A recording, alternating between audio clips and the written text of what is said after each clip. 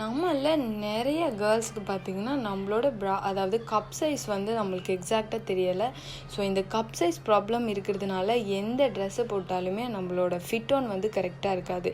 நம்ம வெளியே போயிட்டு எடுக்கிறோம் அப்படின்னாலுமே ஃபஸ்ட்டு நம்ம கேட்குறது வந்து 38, 36 இந்த மாதிரி தான் கேட்குறோம். பட் அது கப் சைஸ் கண்டிப்பாக கிடையாது.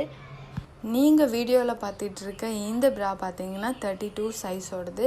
இது வந்து கண்டிப்பாக வாங்கினது கிடையாது, இது ஸ்டிச் பண்ணது. இதே போல் நீங்கள் இதோட ப்ரைஸ் வந்து இதுக்கு எவ்வளோ காஸ்ட் ஆகுச்சு அப்படின்னு தெரிஞ்சுக்கிட்டிங்கன்னா நீங்களும் ட்ரை பண்ணி பார்ப்பீங்க. நாங்கள்லாம் எங்கேப்பா தச்சு போடுறது, இதை விட லேஸு நம்மளோட ஃபிட்டோன்லாம் கரெக்டாக இருக்குமான்னு தெரியல, வாங்கியே போட்டலாம் அப்படிங்கிறது தான்.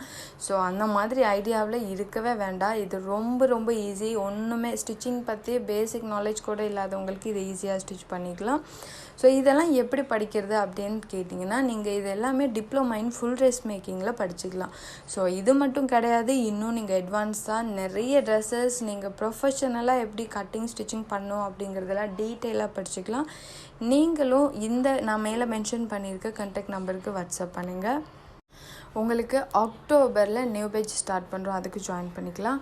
மறக்காமல் ஷேர் பண்ணிடுங்க. தேங்க்யூ.